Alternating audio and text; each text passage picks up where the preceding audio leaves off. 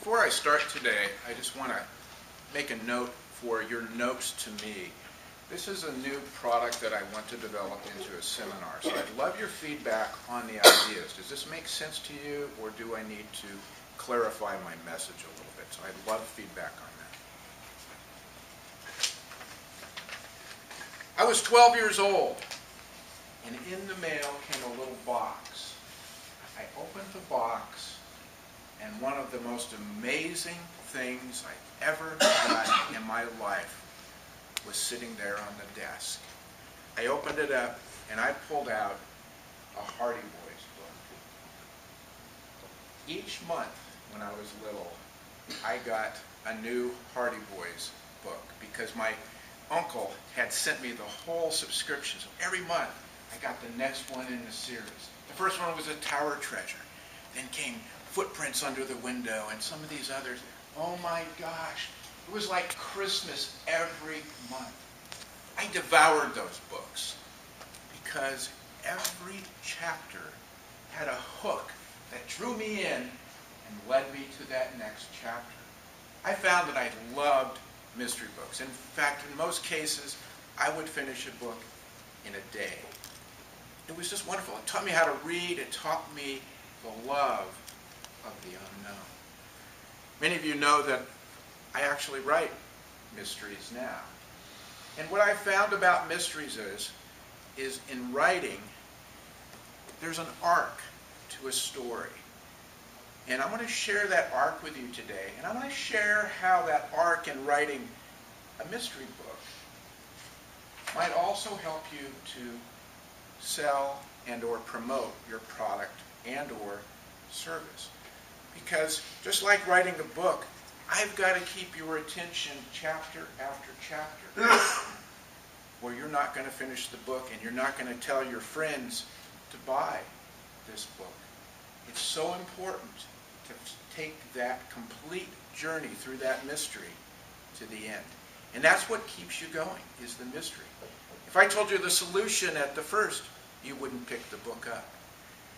Well, just like in branding, most people think of branding as colors or icons, just like in this club. I mean, obviously today, the Coral Club, we have all the women dressed in either coral or black. I don't know how that happened, but you guys are branded today in a color. So you might think that for your company or your personal branding, you have a specific color, you have a specific name, you have a specific type font. That's what most people think of as branding. But I want to give you a little narrative today of possibly how you might want to think of branding in the future for your product or service.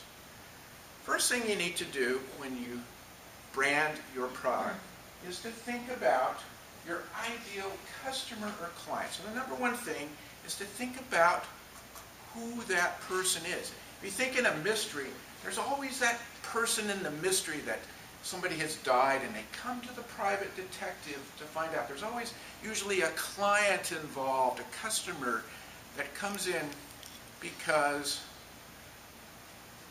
the customer is a person who purchases goods or services from another, is a buyer or a patron.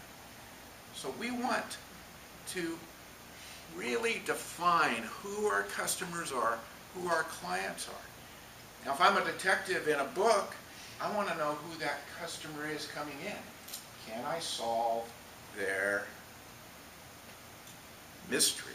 Because you have a customer that has a problem that they're dealing with. When that customer comes to you, they have a question or, in the case of this book, a mystery. They don't know how to either solve a problem or they've got a question that they don't know the answer to. There's a mystery. If a customer comes to you and they don't have a mystery, if they already know what they want, you've got a commodity.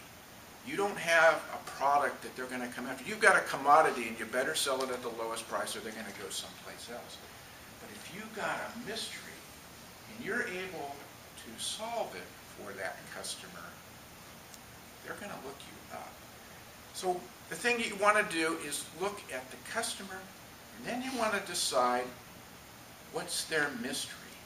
What is it they're searching for? The description of a mystery is anything that is kept secret or remains unexplained or unknown.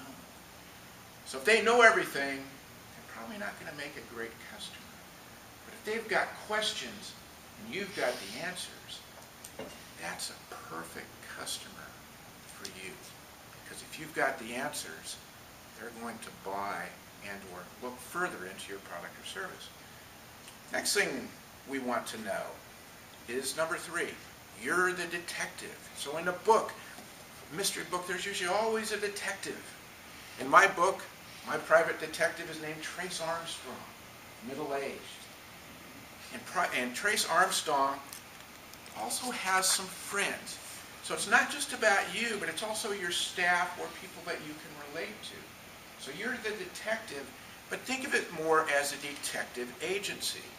They're coming to you, but they're also coming to your company or your friends or other people that you can relate to. So in my books, I have this guy named Martino. My detective can't solve every problem, but he can go to Martino, who works for the police and has access to the police database. So Martino is a very interesting person. So not only do I have detective, but I have detective's friends. Not only do you have a company or yourself, but you've got people that you can relate or call on to solve this mystery for your client. So, but in every detective story, there's a private investigator whose function is to obtain information and evidence. So we want the information, we want the evidence, because in every story there is an antagonist. There's somebody that's going to come against us. There's some problem. It might be the police department. It might be a murderer. It might be somebody who has hidden information. It might even be the client themselves, or maybe a client's friend, or maybe a loved one or relative. To make a mystery interesting, there always needs to be an antagonist. There always needs to be someone that's going to come against us. So the way we would describe an antagonist is a person who's opposed to, struggles against, or competes with another opponent. They're an adversary. So in your business, your competitor would be an antagonist. There might be something that you work with. Let's say you're in the home loan business, like John Orsini. It might be the credit rating bureau. They're going to come against your client and not let them get the loan if they don't match the credit ratings. So you need to know in your business who your antagonists are, who's coming against you. Then number 5, as a detective, once you've figured out your client, their mystery, who the people are coming against you, then you need to do an investigation. And you need to go out and search for clues about how your client can solve their mystery. And this is where the real action comes in. And that's what sets you apart from all your competitors, is how well you investigate. And that's where your friends, your relatives, and also the company you work for can tie in and help you investigate, find the clues to solve the mystery for your customer. Because an investigation is searching and query for ascertaining facts, detailed or careful examination. So the more careful you look at that mystery, the better you can solve the problem. Then number 6, a successful detective will come up with a solution to the mystery.